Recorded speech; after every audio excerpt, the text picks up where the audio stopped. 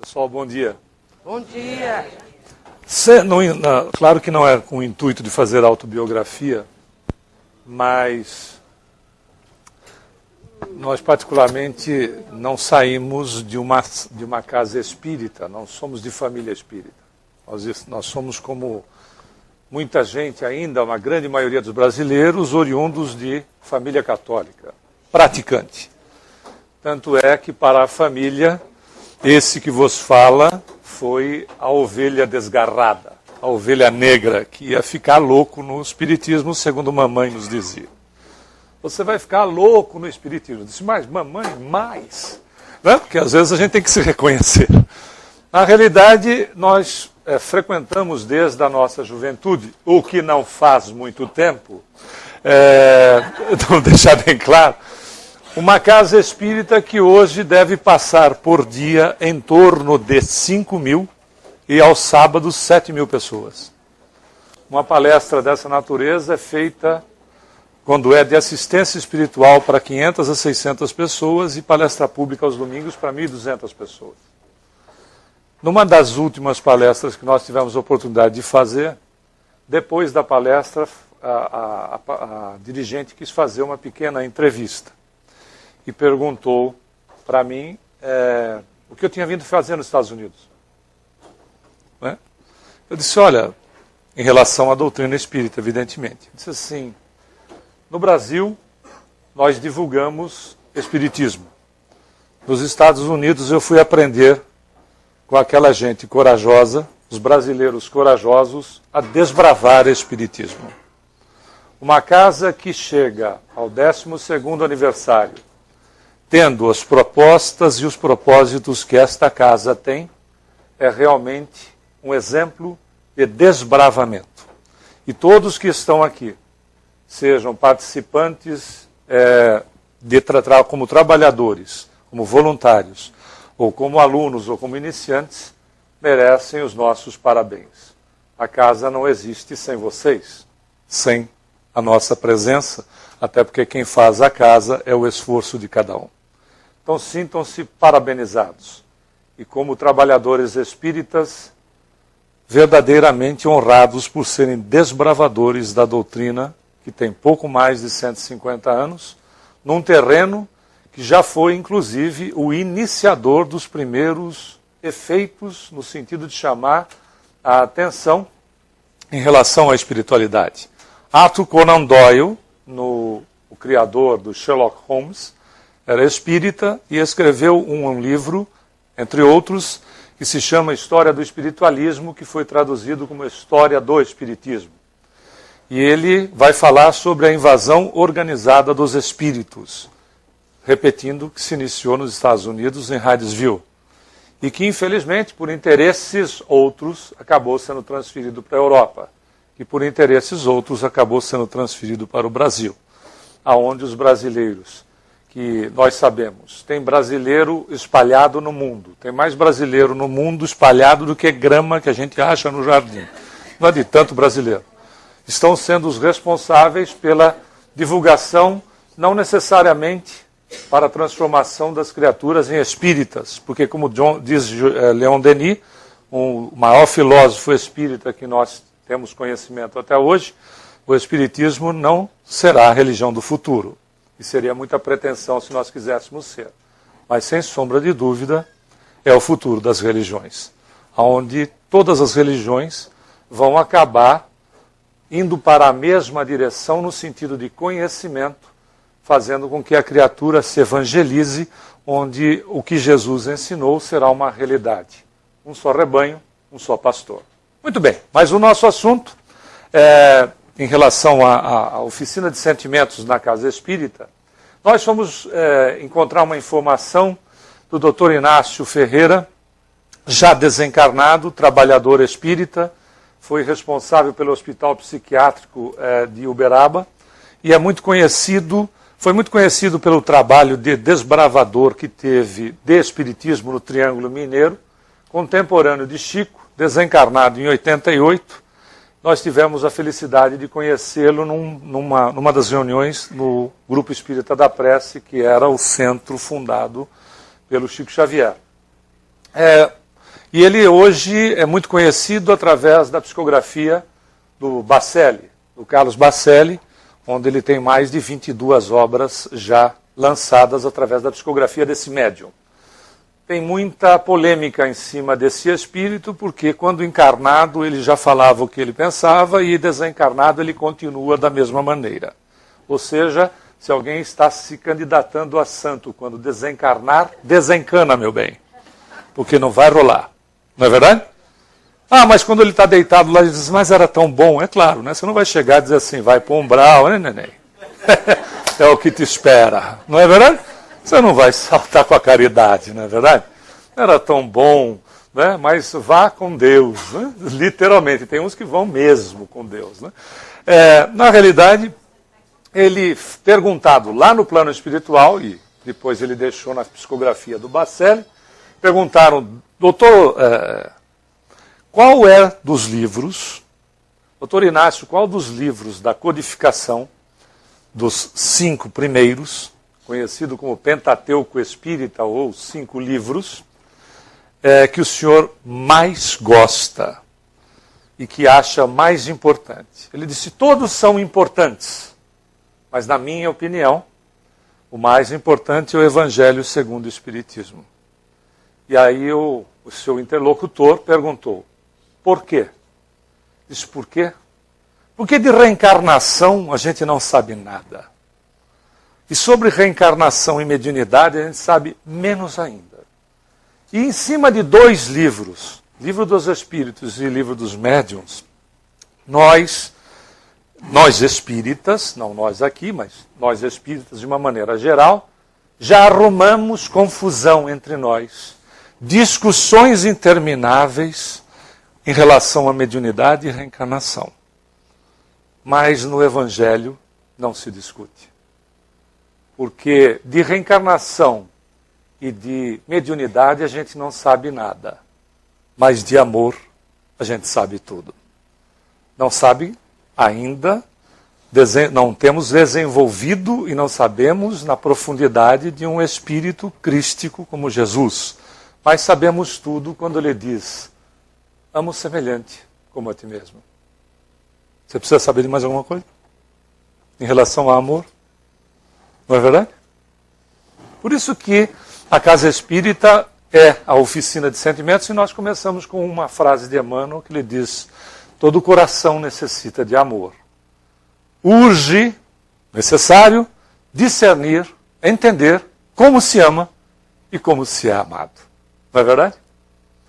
Porque às vezes nós chegamos ao absurdo de fazer comparações em relação à questão de amor, como se você pudesse ter um amormômetro ou alguma coisa assim para medir. Eu amo você mais do que você me ama. Você não me ama porque você nunca fala que me ama. Não é verdade? As nossas irmãs têm uma necessidade de ouvir que eu te amo, eu te amo, eu te amo, eu te amo, eu te amo, eu te amo, eu te amo, eu te amo. E aí nós, com a educação que tivemos, a nossa geração, porque a geração depois da nossa tem uma outra postura. Graças a Deus, né? A reencarnação funciona para isso. Nós éramos educados a não chorar, porque o homem não chora, e o homem não demonstra sentimentos. Uma vez, eu me lembro que eu peguei no rosto de papai, e disse assim, o senhor é lindo. E ele não se sentiu bem. Eu disse, não repita isto. E eu era criança, né? O que também não faz muito tempo, não é verdade? Aí eu era criança e aquilo foi chocante. Mas fazia parte da educação. Você tocar no rosto de um homem, mesmo que fosse seu pai, e dizer que ele era lindo, tinha uma conotação que quebrava a estrutura machista. Não é? Isso é tão influencia de tal forma, e nós aqui não estamos querendo falar desses, né? Não é trauma, isso aqui não tem trauma nenhum aqui.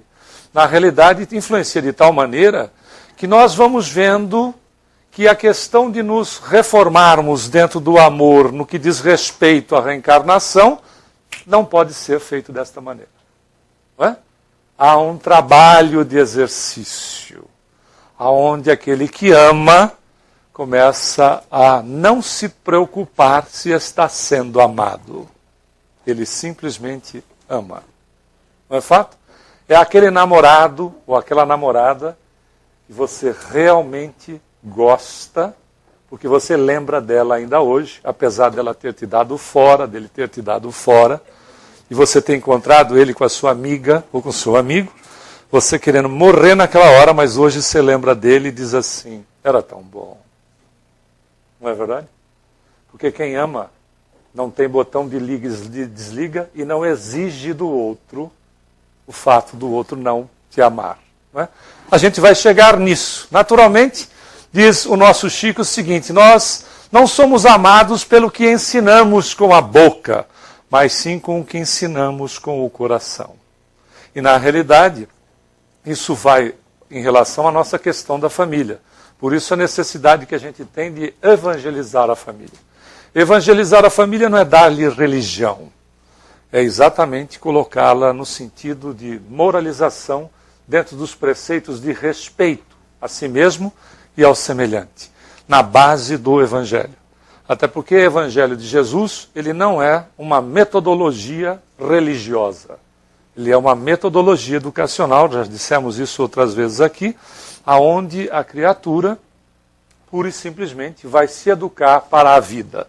Não para a vida de ser encarnado ou reencarnado, mas para a vida do espírito, aonde ele vai trabalhar através da repetição do exercício, o respeitar-se, para que ele possa respeitar o outro. O perdoar-se, para que ele possa perdoar o outro. A ser bom consigo mesmo, para ele poder ser bom para com o outro. Porque quem não gosta de si mesmo, quem não se perdoa e quem não é bom para consigo próprio, não consegue fazer isso para o semelhante. Naturalmente, no estágio evolutivo que nós nos encontramos, nós já avançamos bastante, apesar de determinadas criaturas catastrofistas colocarem o ser humano como um processo evolutivo, não é uma realidade. A família, por exemplo, ela vai tomando uma conotação diferenciada do que seja amar, não é verdade? Porque o amor, em determinados instantes, é poder. É o amor ainda numa condição que está em desenvolvimento, ele é primitivo. Então os filhos eram minha propriedade. Se fosse o chefe da família, a esposa também. E como propriedade que eram, podiam ser tratados como coisas, aonde se a filha engravidasse, eu poderia eliminar a minha filha.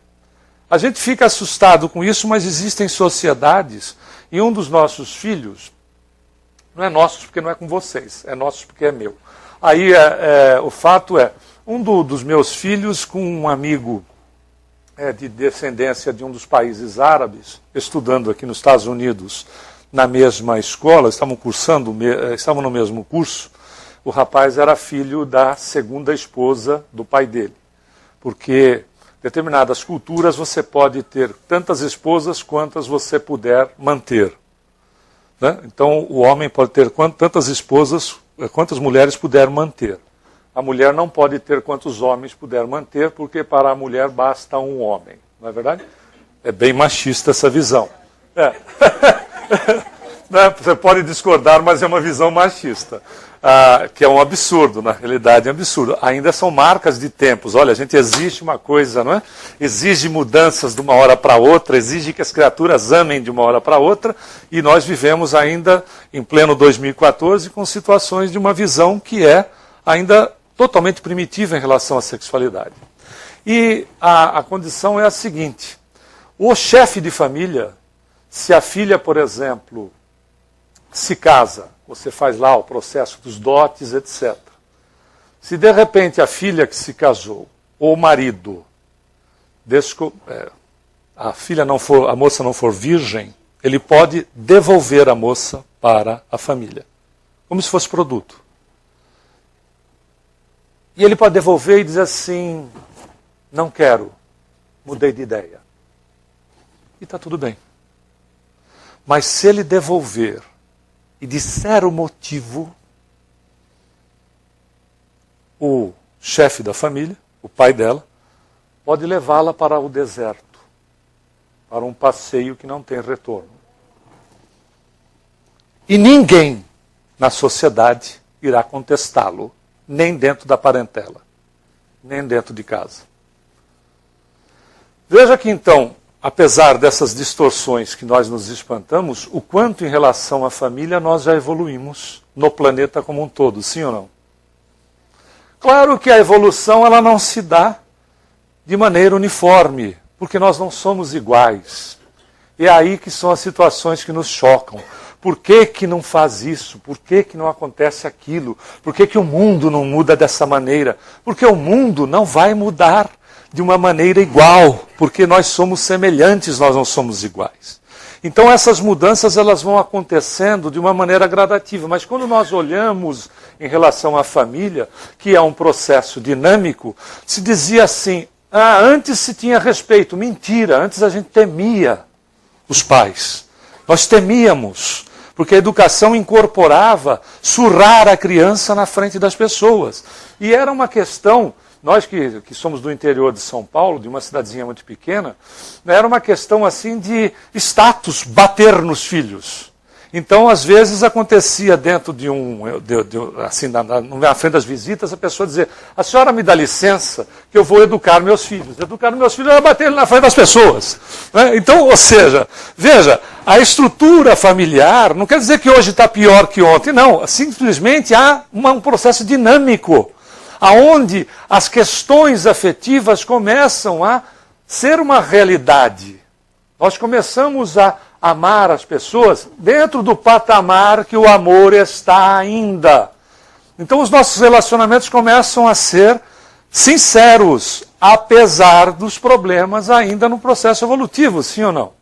De nós não sermos perfeitos, de nós não amarmos integralmente, mas dentro desta condição, essa dinamização vai acontecendo. Então, a família precisa ser trabalhada na questão do evangelho, que é a questão do respeito, a questão da educação, como dissemos. E a educação não é educação intelectual apenas, que ela é obrigatória, não é verdade? Até porque através dela nós conseguimos levar para a educação moral. Mas nós não nos referimos, porém, à educação moral pelos livros, e sim a que consiste na arte de formar o caráter, a que incute hábitos, porquanto a educação é o conjunto dos hábitos adquiridos. Gostaram da frase, não?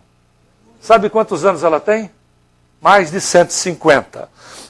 Porque na realidade ela é do Livro dos Espíritos, da 685. Hábitos que lhe permitirão atravessar menos penosamente, olha a educação, atravessar menos penosamente os maus dias que são inevitáveis num planeta de expiação e provas. Esse é o ponto de partida, o elemento real do bem-estar, a garantia de segurança de todos. Nós não seremos felizes, individual ou coletivamente, se nós não formos educados. Por isso que Jesus, quando dissemos a princípio, repetindo, trouxe um roteiro de educação, uma metodologia educacional, de respeito, de se colocar na posição do outro e fazer ao outro aquilo que nós esperamos que o outro nos faça. Esperamos. Não é quer dizer que o outro vai fazer. Nós esperamos que ele nos faça. Mas ele vai fazer. Sabe por quê? Porque é fatalidade evolutiva. Você vai ser bom, miserável. Mesmo que você não queira. Porque a fatalidade evolutiva é genética. Está em nós. A gente não consegue lutar o tempo todo contra a nossa própria natureza. A gente falava com o Claude ali na cantina, logo quando nós chegamos. É tão real esta afirmação que a ciência, não é o espiritismo, é a ciência que vem comprovando as informações que estão no espiritismo, é tão real que nós, quando vamos contra a nossa natureza, nós desenvolvemos as enfermidades, por vezes, mais sérias, porque a gente vai contra a nossa genética de natureza divina, que é ser bom. Não tem jeito. E, na realidade, o espiritismo, como dissemos, que nós espíritas sejamos os primeiros a aproveitar os benefícios que o espiritismo traz e que inaugure entre si o reino de harmonia que resplandecerá nas gerações futuras. Não é verdade? Se eu quero que o mundo seja melhor, eu preciso fazer o meu mundo melhor a partir de hoje. Dentro do meu lar eu não posso exportar guerrilheiros, eu preciso exportar pacificador. Como é que eu faço isso? Através da metodologia educacional. De que maneira? Através do exemplo. E dentro da casa espírita, naturalmente, é aonde crianças, jovens, adultos e idosos têm a oportunidade de conviver, estudar e trabalhar dentro dos princípios espíritas. Tem mais. É a oficina de trabalho que proporciona aos voluntários, aos trabalhadores, a oportunidade de exercitar o aprimoramento íntimo pela vivência do Evangelho em suas atividades. Não é verdade? Às vezes as pessoas dizem assim, ele é muito bom no centro espírita, mas chega em casa é um demônio. Mas já está sendo 50% bom, pelo menos. Já não é um demônio integral, é um demônio melhorado. Né? Quando o demônio aparecer na sua casa, se não for você mesmo, né? Porque o problema às vezes está sempre em casa, né? Eu estudei esse ponto lá na casa espírita, tenho certeza que era para minha esposa, para o meu marido. Mentira, se fosse, estavam aqui. Né? Como não estão, significa que... Não, pessoal, nós não vimos, a natureza não pode dar salto. Né? Nós não damos saltos evolutivos. Mas aí, continuando sobre a casa espírita, que é de Emmanuel, né, mentor de Chico, dizendo, uma casa espírita é uma escola onde nós podemos aprender e ensinar. Plantar o bem e recolher-lhe as graças, os benefícios. Aprimorarmos-nos e aperfeiçoar os outros na senda eterna. Porque a gente vai exercitando e vai servindo de exemplo. Não é bom? Por isso que o Kardec, o codificador da doutrina, não disse que a imagem do espírito era de uma criatura perfeita, e sim de uma criatura que se esforça para melhorar-se. Então não exija uma coisa que de repente você não pode dar. Exija exatamente aquilo que você pode fazer, né? Sem que isso se consista num processo traumatizante. Nós já encontramos gente em casa espírita que estava deixando o espiritismo porque recebia uma pressão dos dirigentes, não do dirigente da casa, mas dos dirigentes do trabalho, tamanho para se reformar, que chegou uma hora que a pessoa, uma das pessoas conversando conosco, disse assim, chegou uma hora que eu queria bater no dirigente. Eu disse, não, mas aí você não faz reforma íntima, você faz reforma exterior, do outro, não é? Porque não faz o menor sentido. Então, que nós aprendamos a exercitar a coisa básica da vida, que é a paciência, e não exijamos de nós, e também dos outros, as coisas que as pessoas, de repente, ainda não podem dar. Nós vamos encontrando os idealistas da perfeição. Os idealistas das perfeições, na verdade, a imagem é bem essa mesmo, porque é o codificador que usa dela.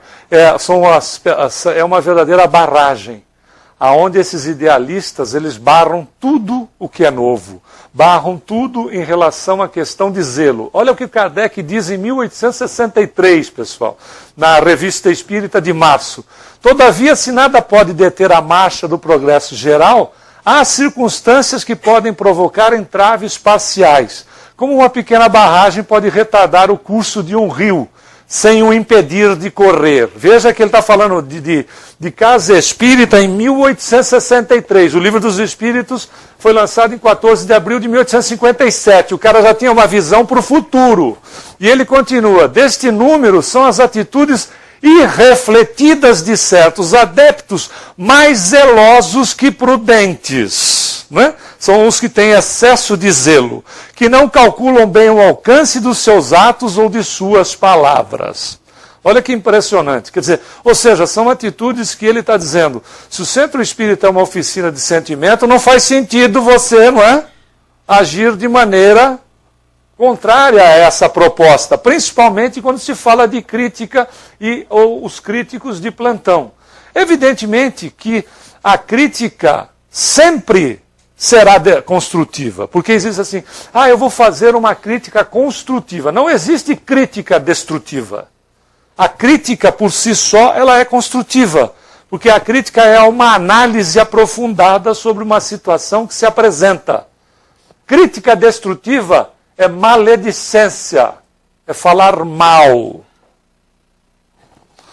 E esta situação às vezes não é incomum da pessoa em se posicionar como crítico, na realidade ser um acusador, um maledicente, uma criatura que está colaborando para piorar a situação e não melhorar.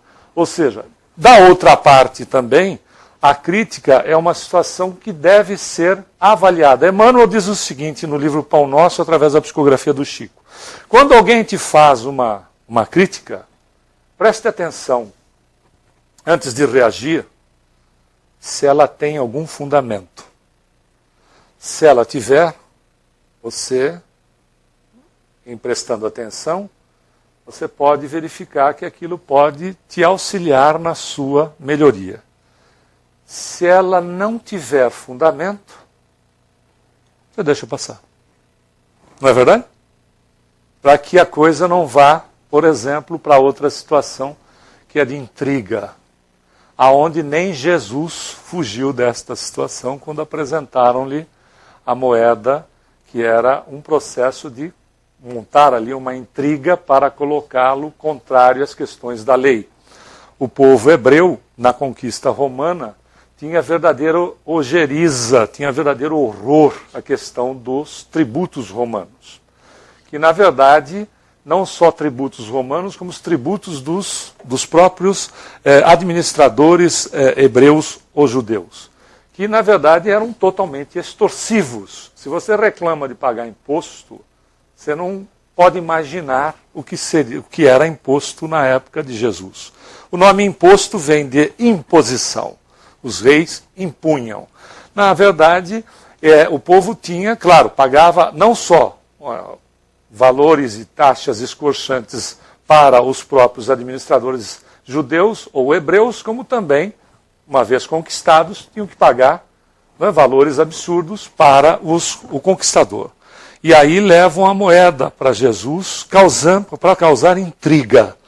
E perguntando se era lícito, se era justo pagar os impostos, ou o imposto para o romano. E ele vai responder, né? Pediu uma moeda e disse, de quem é a efígie? A efígie é a cara da moeda, essa parte aqui. De quem é a efígie? Ele disse assim, é de César. Então se dê a César o que é de César e a Deus o que é de Deus. Na realidade, o que se buscava fazer era provocar intriga, provocá-lo de uma maneira que ele se comprometesse ou diante dos judeus, ou diante dos romanos. Diante dos judeus, ele dizia, está vendo, ele está contra o nosso povo, porque ele disse que é lícito pagar os impostos aos romanos. Se ele dissesse que não era lícito pagar, eles iam os romanos dizendo que ele está estimulando uma situação contra vocês, dizendo que o imposto não é justo. Então eram situações intrigantes, que não é o propósito de uma casa espírita, que é um local onde a gente trabalha sentimento. Principalmente na questão de melindres. Um dia nós ouvimos a seguinte definição de uma espírita. O espírita é muito melindrado porque ele é muito médium. Porque ele é muito sensível. Então tá. Não é porque se é orgulhoso. É porque é muita sensibilidade. Então tá. Ora, não é? Isso é um trabalho que tem que ser feito. Agora, a gente acha que é um trabalho e é um problema nosso? Vem desde a época do próprio Pedro foi melindrado com Jesus. Quando Jesus foi lavar-lhe os pés, ele disse, o senhor não vai lavar meus pés. Ele disse, se eu não lavar os seus pés, você não tem parte comigo. Era melindre. Não é verdade? Era melindre. Quando Jesus perguntou, Pedro, amas-me? Ele disse, o senhor sabe que eu te amo. Ele perguntou de novo, Pedro, amas-me? Disse, o senhor sabe que eu te amo. Ele perguntou de novo, Pedro, amas-me? E o Pedro já ficou de tromba. Não é? Por quê? Porque ele estava melindrado. O senhor tem dúvida? Na hora de lavar o pé, ele estava melindrado. Então não dá para a gente, nós que somos voluntários ou participantes de uma casa onde a proposta oferecida, não pela casa, mas que estrutura a casa, que é o Evangelho do Cristo, não dá para a gente ficar mantendo melindre. Agora, também não dá para ser mal educado, grosseiro, para dizer que a gente está sendo verdadeiro. Porque a gente pode dizer verdades, se a pessoa estiver preparada para ela, né? Disse Chico certa vez, não é dizer uma mentira. Às vezes você precisa adiar a verdade. Por quê? Porque a pessoa pode não estar preparada para ouvir. Então é melhor que se cale. Mas se for para dizer, tem várias maneiras de dizer a verdade para uma outra pessoa, sim ou não? Sem que a gente, com isso, tenha conotações santificantes. Não é? Aquela situação, inclusive, que faz mudança de voz e quando dá mensagem de mentor parece que tem o guiso de cascavel na boca. Sem que isso seja necessidade. É na hora de fazer a prece, meus irmãos, nós estamos aqui reunidos, sai desse corpo que não te pertence, criatura. Não é verdade? Ou quando vai dar mensagem, meus irmãos, você fala assim naturalmente? Não, então seja natural, não é verdade? Então, para se falar a verdade, seja natural, mas tenha cuidado, seja educado. Né? E para que a gente fique além de ressentimento, porque que importa crer na existência dos espíritos, se essa crença não faz que aquele que a tem se torne melhor, mais benigno e indulgente para com seus semelhantes, mais humilde e paciente na adversidade. Olha uma observação do Livro dos Médiuns, no item 349, que Kardec já se preocupava. E aí entra as questões do papel dos dirigentes, mas não é do dirigente da casa espírita. É da posição de qualquer um de nós que vá dirigir aonde se encontrar, mas na casa espírita. A gente pode ser dirigente de um trabalho, a gente pode estar dirigindo uma sala de aula no momento que a gente está servindo como expositor. Todos nós fazemos o papel de dirigente em determinado momento dentro de uma casa. Se não é, não precisa ser o dirigente da casa toda. E a questão do papel do dirigente vai lembrar Kardec no livro Obras Póstumas. Os que não se creem infalíveis e não depositam confiança absoluta em suas próprias luzes, sentem-se necessitados de um ponto de apoio.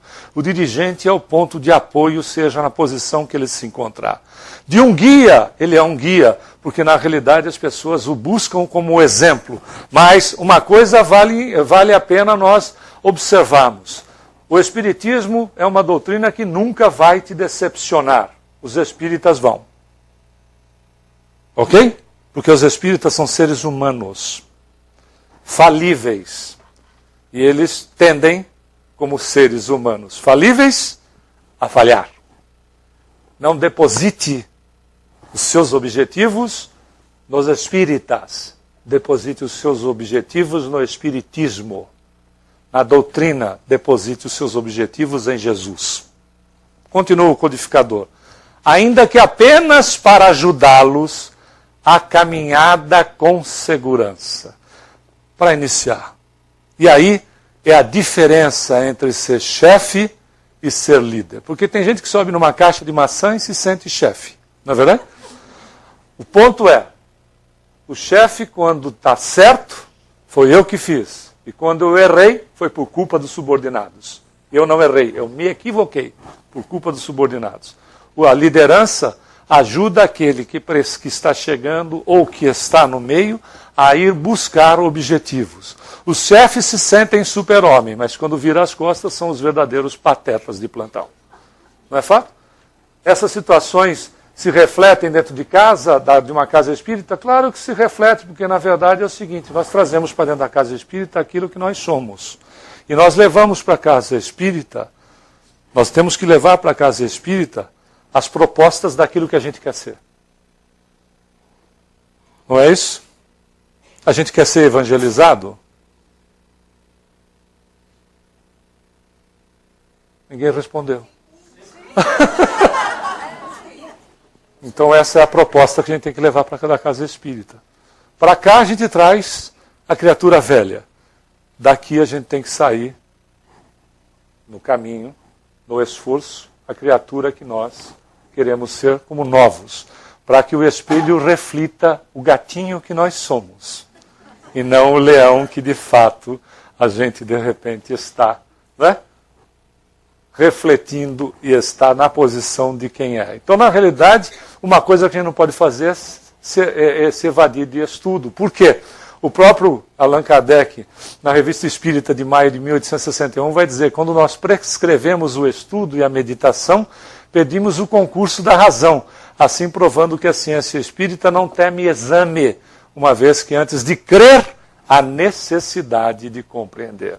Por isso que a gente vai sair da crença em Deus para saber que Deus existe. Nós vamos sair da crença da justiça em Deus para saber que a justiça existe. E é tão simples. A gente já falou aqui, outras vezes estamos repetindo. Eu não sei. Eu não acredito que Deus existe. Eu sei. Por quê? Baseado no axioma máximo da ciência. Para todo efeito, tem uma causa.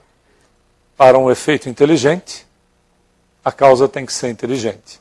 Em relação à justiça, a gente não precisa acreditar. Estudando e meditando a respeito, a gente vai saber que a justiça existe. Porque se existe Deus, só pode ser justo. Naturalmente, todo um processo que a gente às vezes sofre e passa uma reencarnação inteira, onde uma coletividade de repente sofre com atitudes de poucos, não pode ser que essa situação, não é?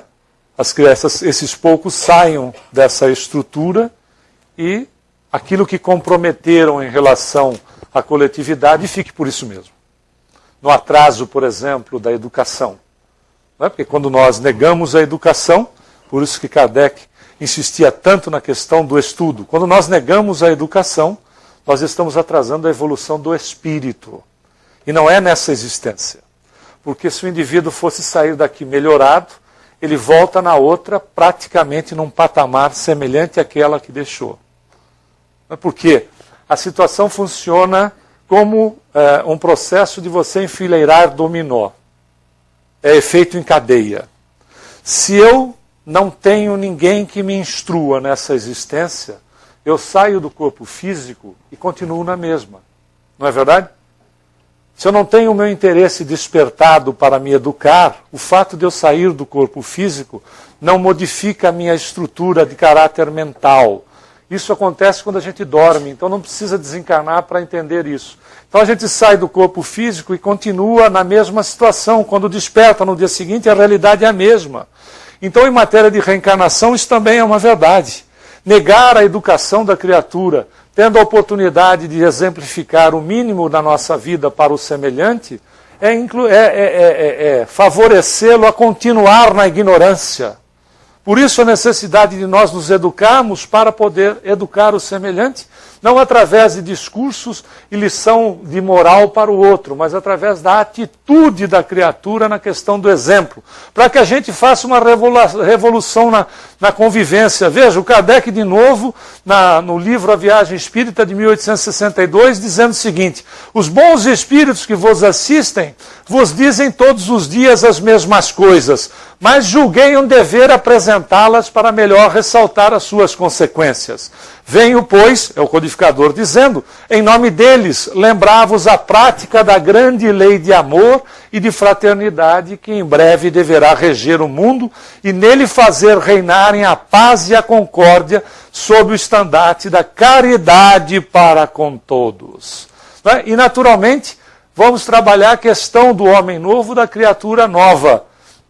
E diz ele, cultivemos acima de tudo as plantas férteis que não pedem senão para germinar. Isso é dentro de nós. Elas são bastante numerosas para ocupar todos os nossos instantes, sem consumir nossas forças contra os rochedos inamovíveis que Deus se encarrega de abalar ou de remover quando chegar o tempo. Veja, a gente tem muita qualidade em nós, que são ainda, não é, as plantas que estão para germinar, tem muita qualidade em nós para ser trabalhada do que a gente ficar prestando atenção na vida alheia. Não é verdade? Se a gente for olhar para dentro de nós, tem tanta qualidade em nós que a gente não tem tempo de prestar atenção na vida dos outros. E na realidade ele vai dizer o seguinte: aquele problema que te aparece, só tendo fé em você mesmo e em Deus, porque determinadas situações a gente consegue resolver. Determinadas situações só o tempo resolve. Dê tempo, porque o remédio de Deus, segundo diz Humberto de Campos no livro Boas Novas, é o tempo. O tempo é o remédio que resolve tudo. Se não dá para resolver agora, continue trabalhando e dê um tempo para que as coisas se resolvam em paz. E aí Chico nos recomendava o seguinte: Deus nos concede a cada dia uma página de vida nova no livro do tempo. Aquilo que nós colocamos corre por nossa conta. Ou seja, o livro está sempre em branco a página. Aquilo que você vai escrever hoje, amanhã e nos próximos dias, nos próximos anos, nas próximas existências, é responsabilidade de cada um. Na verdade, não dá para a gente querer, não é por isso que não dá para se querer a evolução de um momento para outro, e não se pode faltar com a questão da humildade naquilo que se está fazendo.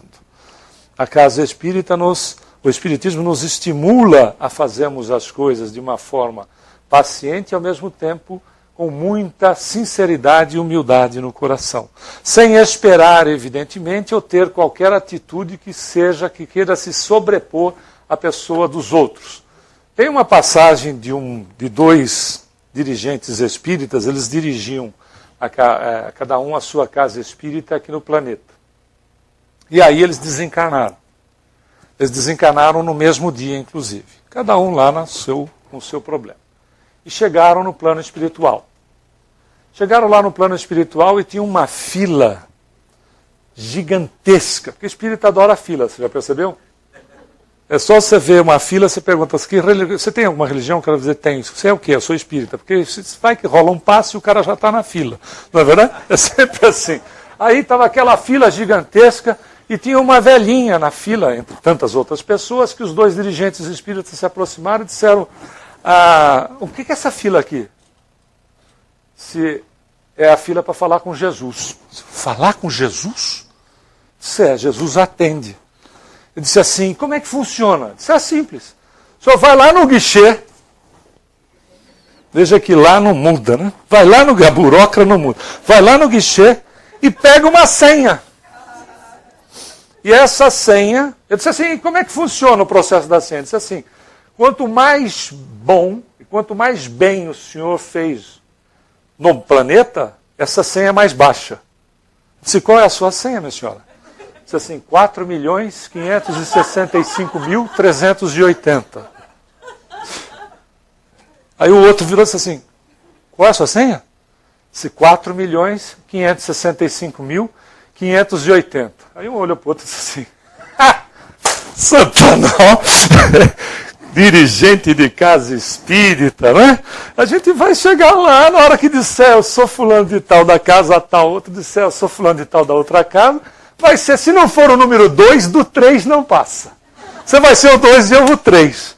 Mas vai ser mole, porque o que eu fiz em favor do semelhante, uma coisa assim, a gente sempre trabalhou muito bem, não é? Um falando para o outro. Aí, então, vamos lá então buscar a senha, vamos lá. Aí antes de sair, o cara virou e disse assim, a senhora foi muito gentil, qual é o seu número mesmo? Eu disse assim, 4.565.400. Eu disse, a senhora foi muito gentil. Antes que a gente vá se despedir, porque talvez a gente não consiga se ver mais, né? Por uma questão de lógica. Qual é o seu nome? Ele disse, na Terra eu era conhecido como Madre Teresa de Calcutá. Muita paz a todos.